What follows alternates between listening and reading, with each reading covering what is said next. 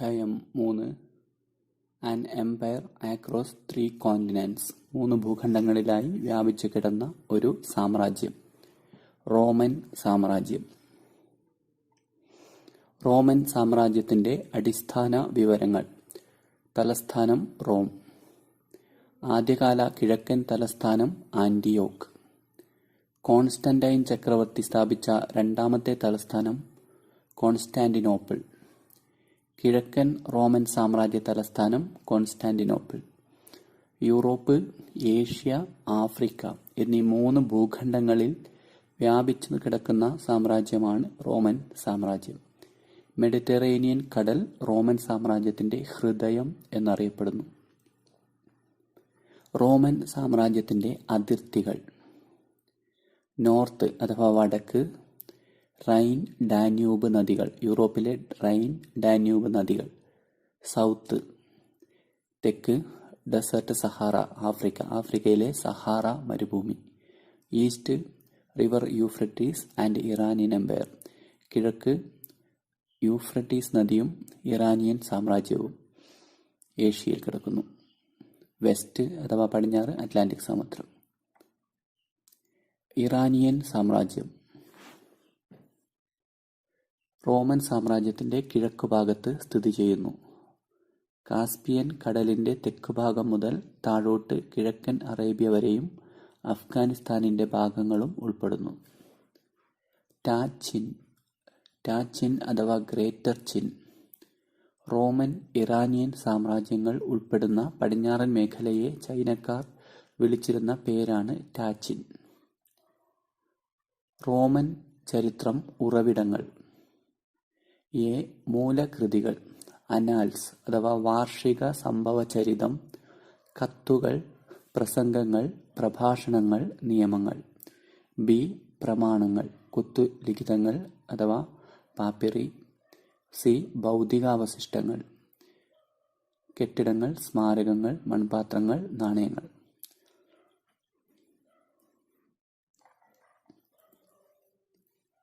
Papyrus, പാപ്പിറോളജിസ്റ്റ്. ഈജിപ്തിലെ Nile നദിയുടെ തീരത്ത് വളരുന്ന മുള പോലുള്ള സസ്യമാണ് പാപ്പിറസ്. എഴുതാനായി റോമൻ സാമ്രാജ്യത്തിൽ പാപ്പിറസ് വ്യാപകമായി ഉപയോഗിച്ചു. ആയിരക്കണക്കിന് കരാറുകൾ, കണക്കുകൾ, എഴുത്തുകൾ, ഔദ്യോഗിക രേഖകൾ എന്നിവ പാപ്പിറസിൽ രേഖപ്പെടുത്തിയിരിക്കുന്നു.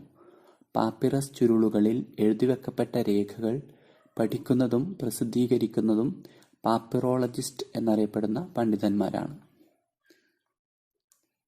Division of Roman empire. Roman സാമ്രാജ്യം കാലവിഭജനം.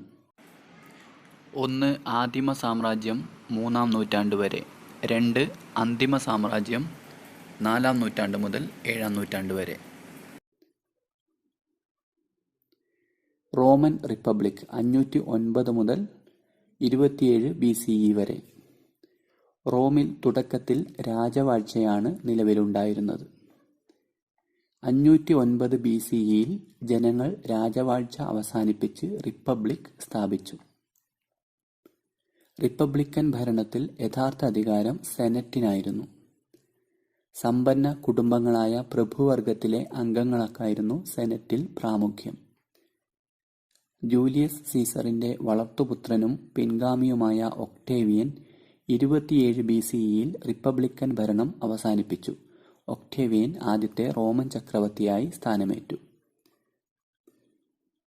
റോമൻ ചക്രവർത്തിമാർ.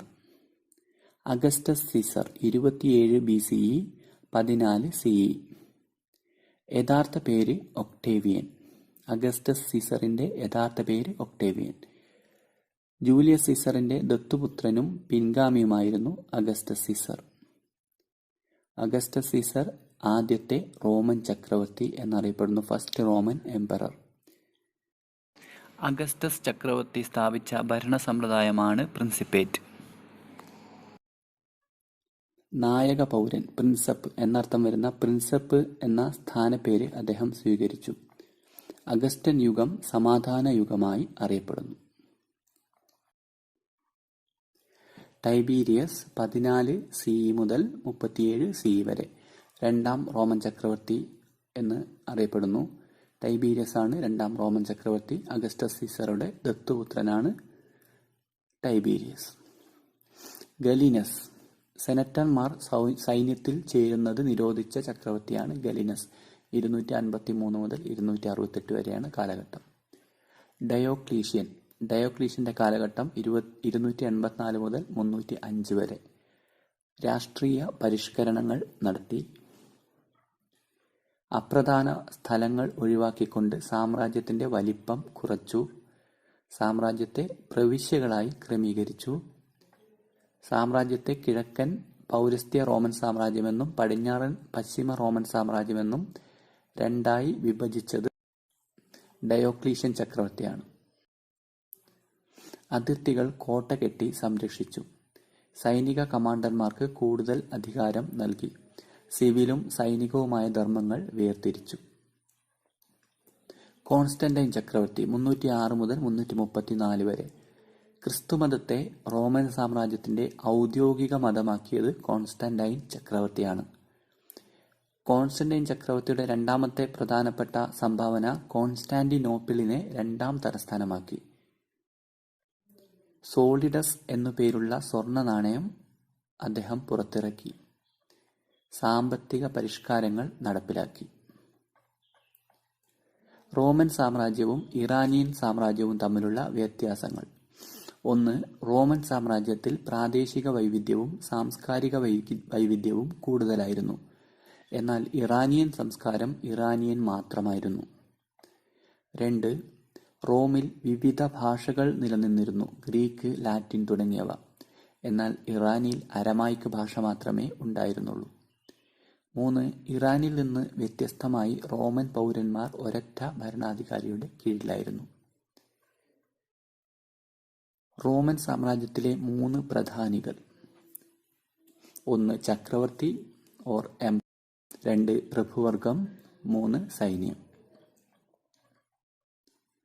2 തരം റോമൻ അധീന പ്രദേശങ്ങൾ. 1. കിഴക്കൻ പ്രദേശങ്ങളിലെ ആശ്രിത രാജ്യങ്ങൾ. 2. റോമൻ പ്രവിശ്യകൾ. നിയർ ഈസ്റ്റ് അഥവാ സമീപ പൗരസ്ത്യം. സിറിയ, പലസ്തീൻ, മെസപ്പൊട്ടേമിയ ഉൾപ്പെടെയുള്ള മെഡിറ്ററേനിയൻ കടലിന്റെ കിഴക്കുള്ള റോമൻ പ്രദേശങ്ങളെ വിളിച്ചിരുന്ന പേരാണ് നിയർ ഈസ്റ്റ് അഥവാ സമീപ പൗരസ്ത്യം. റോമൻ സാമ്രാജ്യത്തിലെ ഒരു നഗരത്തിന്റെ സവിശേഷതകൾ. Features of a city in the Roman empire. സ്വന്തമായി മജിസ്ട്രേറ്റ്, സിറ്റി കൗൺസിൽ, കീഴിൽ ധാരാളം ഗ്രാമങ്ങൾ തുടങ്ങിയവയുള്ള നഗര കേന്ദ്രമാണ് റോമൻ നഗരങ്ങൾ. ഗ്രാമങ്ങളുടെ പദവി ഉയർത്തി നഗരമാക്കുകയും തിരിച്ചും ചെയ്തിരുന്നു. നഗരത്തിൽ പൊതു കുളിപ്പുരകൾ ഉണ്ടായിരുന്നു. നഗരജനത വിനോദങ്ങൾക്ക് വലിയ പ്രാധാന്യം നൽകി. സ്പെക്ടാക്യുല എന്നറിയപ്പെടുന്ന പ്രദർശനങ്ങൾ വർഷത്തിൽ 176 ദിവസവും നടന്നിരുന്നു. 79 സിഇയിൽ പണിപൂർത്തിയാക്കിയ റോമൻ കൊളോസിയത്തിൽ 60,000 പേർക്ക് ഇരിക്കാനുള്ള സൗകര്യം ഉണ്ടായിരുന്നു. ഗ്ലാഡിയേറ്റർ, ദ്വന്ദ്വയുദ്ധം നടത്തുന്ന പോരാളിയെയാണ് ഗ്ലാഡിയേറ്റർ എന്ന് പറയുന്നത്. വന്യമൃഗങ്ങളോട് ഏറ്റുമുട്ടിയത് ഇവിടെ വെച്ചായിരുന്നു. റോമൻ സാമ്രാജ്യത്തിന്റെ 3-ാം നൂറ്റാണ്ടിലെ പ്രതിസന്ധി. ഇറാനിൽ 225-ൽ അധികാരത്തിൽ വന്ന സസാനിയന്മാർ 15 വർഷത്തിനുള്ളിൽ റോമൻ പ്രദേശങ്ങൾക്ക് ഭീഷണിയായി യൂഫ്രട്ടീസ് നദി വരെ എത്തി. ഷാപ്പൂർ ഒന്നാമൻ എന്ന ഇറാനിയൻ രാജാവ് 60,000 വരുന്ന റോമൻ സൈന്യത്തെ പരാജയപ്പെടുത്തുകയും റോമിന്റെ കിഴക്കൻ തലസ്ഥാനമായ ആന്റിയോക്ക് കീഴടക്കുകയും ചെയ്തു. ജർമാനിക് ഗോത്രങ്ങൾ റൈൻ ഡാന്യൂബ് മേഖലയിൽ ആക്രമണം നടത്തി. 3-ാം നൂറ്റാണ്ടിൽ 47 വർഷത്തിനിടെ 25 ചക്രവർത്തിമാർ റോമിൽ മാറി മാറി വന്നത് രാഷ്ട്രീയ പ്രതിസന്ധിയുടെ തെളിവായി കണക്കാക്കാം.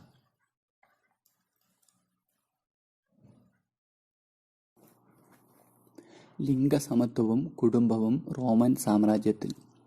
1. അണുകുടുംബങ്ങളാണ് റോമിൽ നിലനിന്നിരുന്നത്. 2. വിവാഹിതരായ പുരുഷന്മാർ മാറി താമസിച്ചിരുന്നു. 3. അടിമകൾ കുടുംബത്തിൽ ഉൾപ്പെട്ടിരുന്നു. 4. ഭാര്യയ്ക്ക് പിതാവിന്റെ സ്വത്തിന് അർഹതയുണ്ടായിരുന്നു. 5. സ്ത്രീധനമായി ഭാര്യയ്ക്ക് കൊടുത്തത് ഭർത്താവിന് പിന്നീട് ലഭിച്ചു. 6. പിതാവിൻ്റെ സ്വത്തിന്റെ അവകാശം മകൾക്ക് ലഭിച്ചു. 7. തീരുമാനിച്ച് ഉറപ്പിച്ച വിവാഹമായിരുന്നു. 8. ഭാര്യ ഭർത്താവിൻ്റെ നിയന്ത്രണത്തിലായിരുന്നു. 9. പുരുഷന്മാർ 30കളിലും സ്ത്രീകൾ 20കളുടെ തുടക്കത്തിലും വിവാഹം ചെയ്തു. 10. വിവാഹമോചനം വളരെ എളുപ്പമായിരുന്നു. 11. തൻ്റെ അമ്മയെ അച്ഛൻ നിരന്തരം മർദ്ദിക്കുമായിരുന്നെന്ന് കത്തോലിക്ക ബിഷപ്പ് സെന്റ് അഗസ്റ്റിൻ എഴുതി. 12. മക്കളുടെ മേൽ പിതാക്കൾക്ക് നിയമപരമായ നിയന്ത്രണാധികാരം ഉണ്ടായിരുന്നു. വേണ്ടാത്ത മക്കളെ തണുപ്പിൽ ഉപേക്ഷിച്ച് കൊല്ലാനും അധികാരമുണ്ടായിരുന്നു. സെന്റ് അഗസ്റ്റിൻ 354 മുതൽ 430 വരെ. വടക്കൻ ആഫ്രിക്കയിലെ ഹിപ്പോയിലെ ബിഷപ്പാണ് saint Augustine. City of God എന്ന ഗ്രന്ഥത്തിൻ്റെ കർത്താവ്. റോമൻ സാമ്രാജ്യത്തിലെ സാക്ഷരത. ദൈനംദിന സാക്ഷരത വിവിധ പ്രദേശങ്ങളിൽ വ്യത്യസ്തമായിരുന്നു. പോംബെ നഗരത്തിൻ്റെ ചുമരുകളിൽ പരസ്യം പതിച്ചിരുന്നു. പോംബെ നഗരം 79 സിയിൽ നടന്ന അഗ്നിപർവ്വത സ്ഫോടനത്തിൽ തകർന്നു. ഗ്രാഫിറ്റി അഥവാ ചുവരെഴുത്ത് നഗരത്തിൻ്റെ എല്ലായിടത്തും കാണപ്പെടുന്നു. പട്ടാളക്കാർ, എസ്റ്റേറ്റ് മാനേജർമാർ എന്നിവർക്കിടയിൽ സാക്ഷരത വ്യാപകമായിരുന്നു. റോമിലെ ഭാഷകൾ Latin, Greek, Armenian, Aramaic, Coptic, Punic, Berber and Celtic.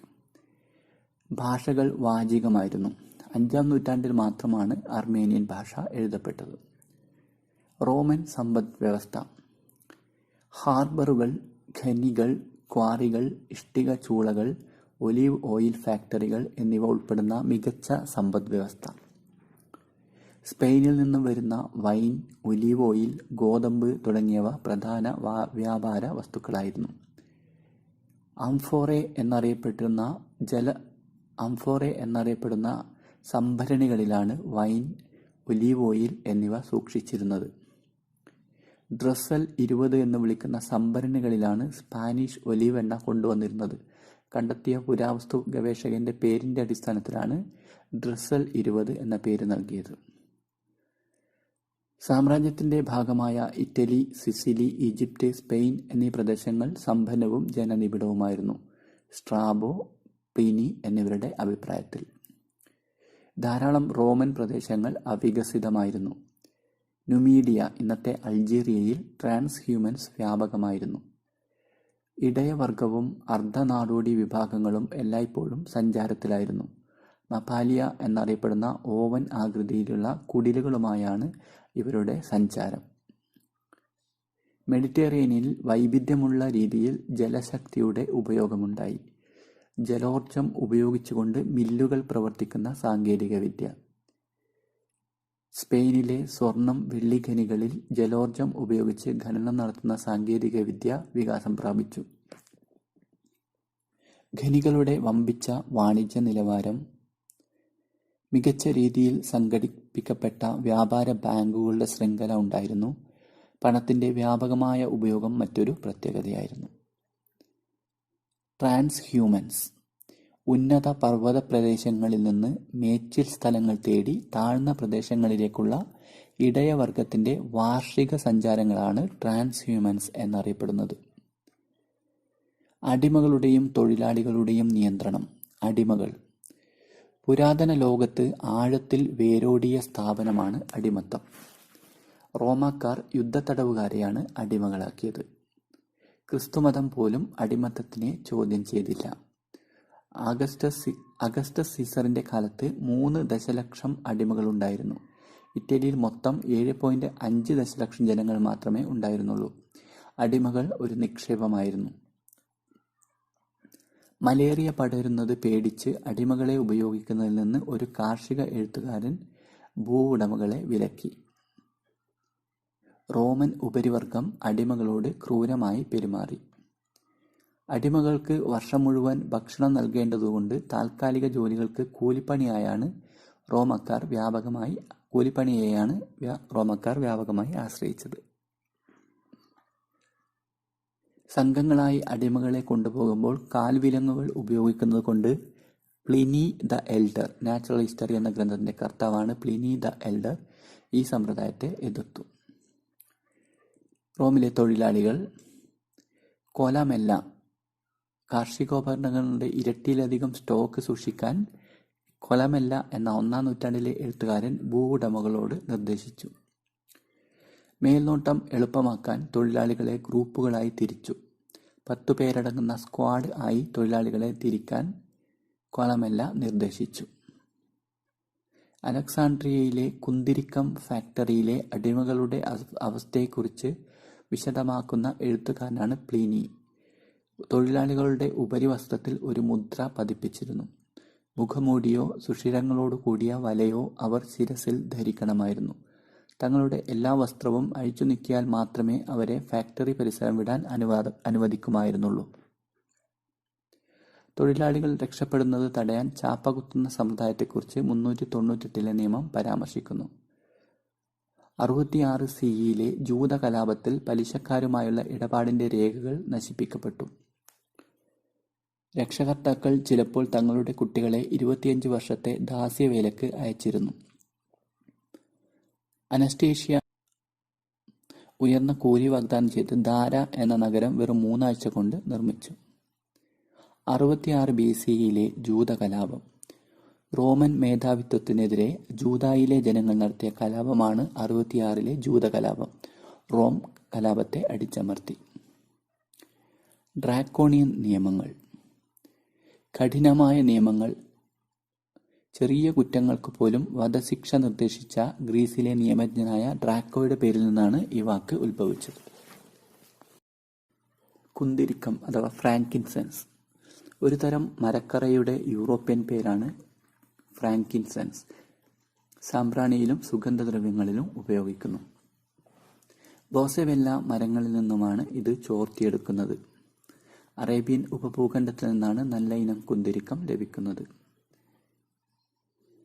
ഇക്വേറ്റുകൾ, നൈറ്റുകൾ അഥവാ അശ്വാരൂഢർ പരമ്പരാഗതമായി ശക്തവും സമ്പന്നവുമായ രണ്ടാമത്തെ വർഗമാണ് ഇക്വേറ്റുകൾ അഥവാ നൈറ്റുകൾ.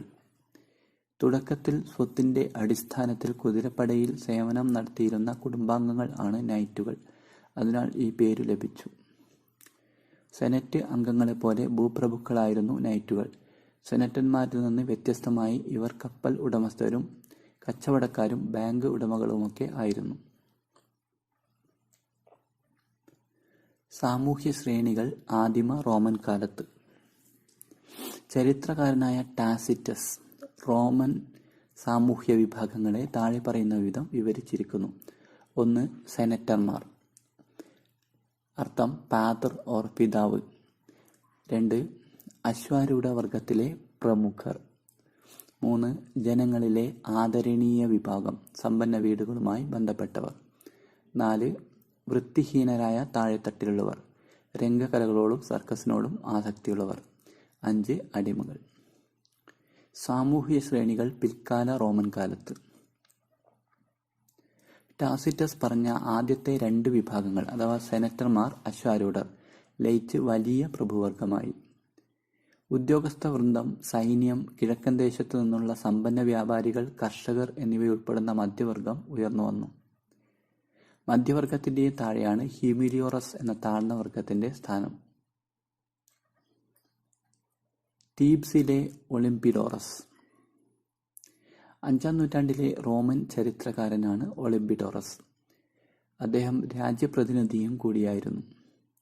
റോമാ നഗരത്തിലെ പ്രഭുവർഗം വർഷത്തിൽ 4000 LBS സ്വർണം സമ്പാദിച്ചിരുന്നു എന്ന് അഭിപ്രായപ്പെട്ട റോമൻ ചരിത്രകാരനാണ് ഒളിംപിഡോറസ്. റോമൻ സംസ്കാരം മാറ്റങ്ങൾ. 1. ബഹുദൈവാരാധനയിൽ അധിഷ്ഠിതമായ ഗ്രീക്ക് റോമൻ സാംസ്കാരിക പാരമ്പര്യമാണ് റോമിനുണ്ടായിരുന്നത്. ജൂപ്പിറ്റർ, ജൂണോ, മിനർവ, മാർസ് തുടങ്ങിയ റോമൻ ഇറ്റാലിയൻ ദൈവങ്ങളെ ആരാധിച്ചു.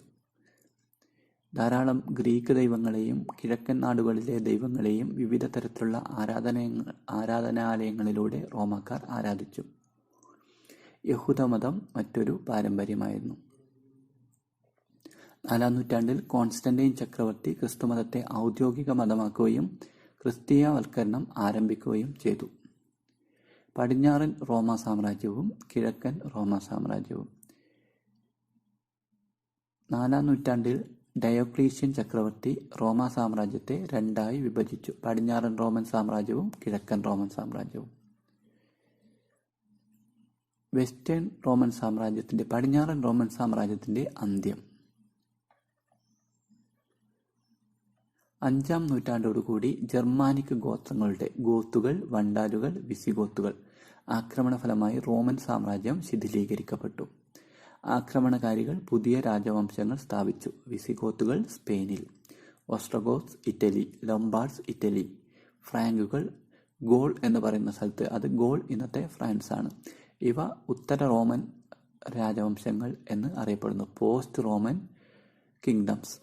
711 CE അറബികൾ സ്പെയിൻ ആക്രമിച്ചു. ഇതോടുകൂടി ഇത് മധ്യകാലത്തിന്റെ ഉത്ഭവമായി കരുതുന്നു. കിഴക്കൻ പൗരസ്ത്യ റോമൻ സാമ്രാജ്യത്തിന്റെ അന്ത്യം. ജസ്റ്റീനിയൻ ചക്രവർത്തി 527 മുതൽ 566 വരെയുള്ള കാലം. ചക്രവർത്തിയുടെ നേതൃത്വത്തിൽ കിഴക്കൻ റോമൻ സാമ്രാജ്യം ശക്തി പ്രാപിച്ചു.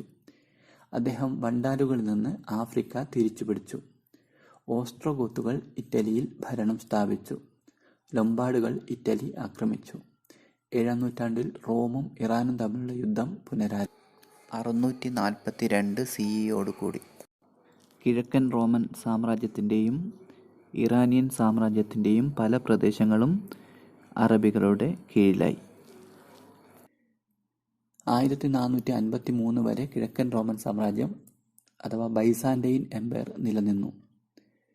1453 തുർക്കികൾ കിഴക്കൻ റോമൻ സാമ്രാജ്യത്തിന്റെ തലസ്ഥാനമായ കോൺസ്റ്റാന്റിനോപ്പിൾ കീഴടക്കിയതോടെ കിഴക്കൻ റോമൻ സാമ്രാജ്യത്തിന് അവസാനമായി.